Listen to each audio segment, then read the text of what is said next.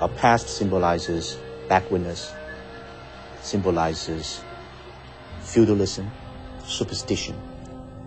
And Tibet was totally brutalized with that kind of mentality.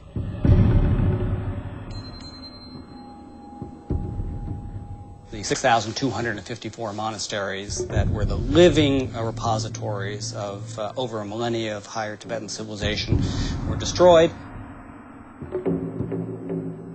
Their treasures were shipped to China or melted down into bullion or bullets. All the scriptures were burned.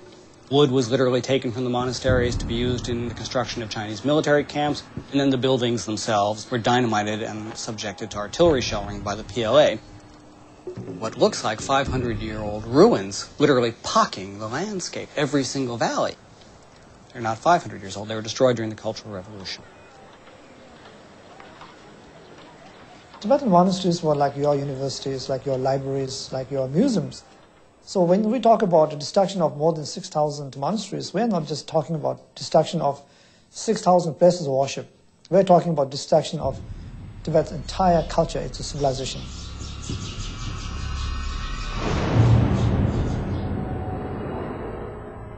The Tibetan guerrillas continued to fight to save their homeland. For 20 years, the CIA had supported the Tibetan fighters.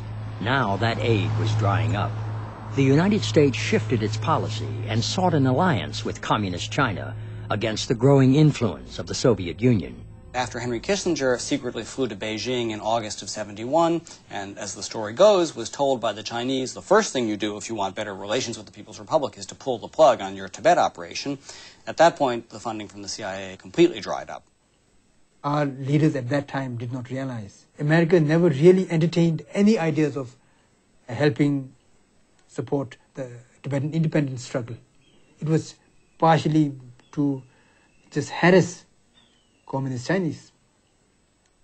So it is said that we were given enough help to harass, but not enough to win. I spied for America from 1960 to 1973. I served the USA's interests for more than a decade, but at the last minute, they more or less betrayed us. That was a big, shocking experience. Some of our leaders committed suicide. They couldn't surrender the struggle. They had taken a vow.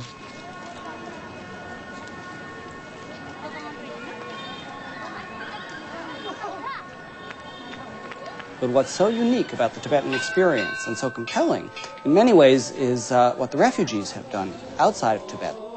They made the decision to fight for their country constructively, non-violently. That was their idea, and it was, of course, His Holiness's inspiration behind it, and very much in keeping with the Buddhist ethos of the Tibetan civilization, to fight non-violently. And they created a cultural embryo of Tibetan civilization through the creation of a school system so that their children would be raised as Tibetans with full knowledge of their culture and history and language. They created institutions of higher learning, embodying the full scope of higher Tibetan civilization.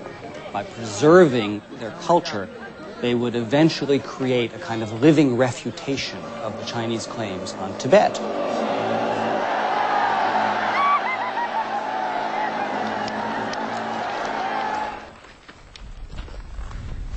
Nearly 3,000 Tibetans each year risk their lives escaping over the treacherous Himalayan passes into an uncertain future.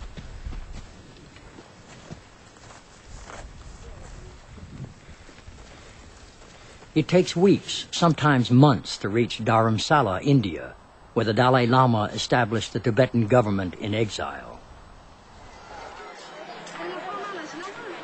New refugees are often treated for exposure, malnutrition, and frostbite.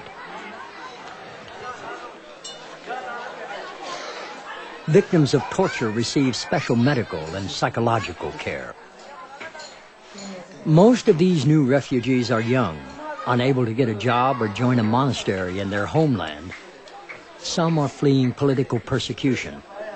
Some simply wish to receive the blessing of their beloved Dalai Lama before they die.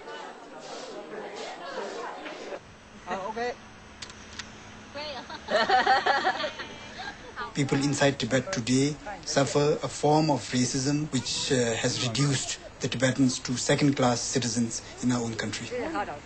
And therefore, the official language is Chinese. The children have to learn Chinese if they are to get any education. And people who do not know Chinese have no scope of getting any proper jobs.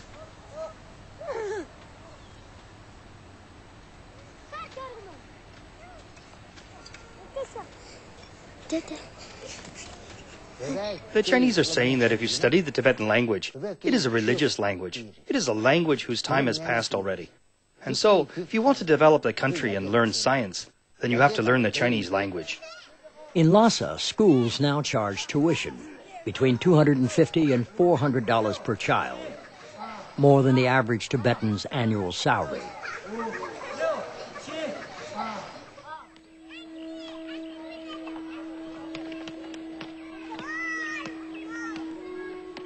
To ensure a Tibetan education, an increasing number of families defy Chinese law and bring their children to Dharamsala for schooling. Over 11,000 children are currently being cared for in Tibetan children's villages in exile. Our generation of Tibetans, what we are saying is that we cannot trust the lives of our children into the hands of the people who killed our parents.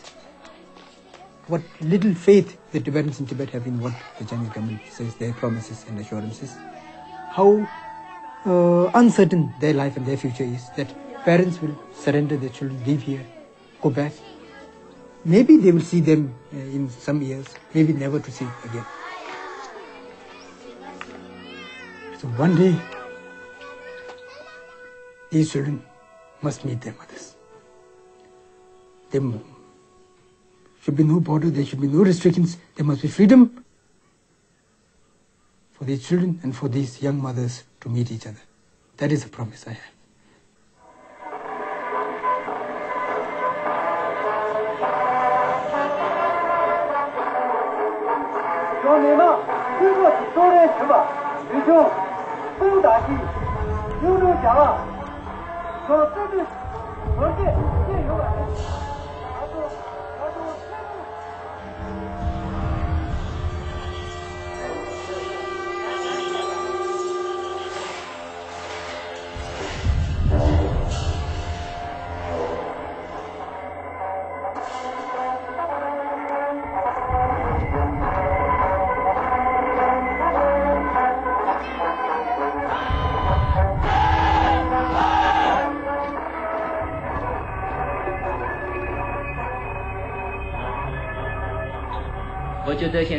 I feel the outside world has a great lack of knowledge or understanding about Tibet. Some filmmakers have depicted the Dalai Lama as the standard bearer of human rights. I feel that is not accurate.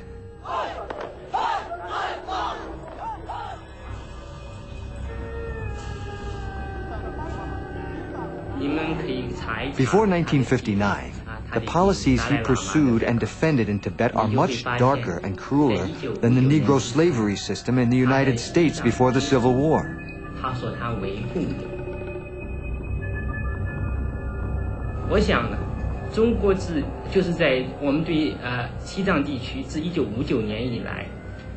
Since 1959, China has made progress in all areas, including human rights, in Tibet.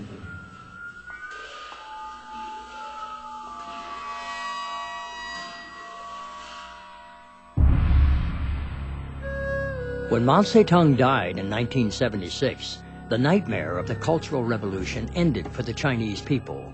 For the first time in 25 years, the Tibetans held hope for their future when the new leadership contacted the Dalai Lama to discuss his possible return from exile. The Dalai Lama said, of course we would like to talk.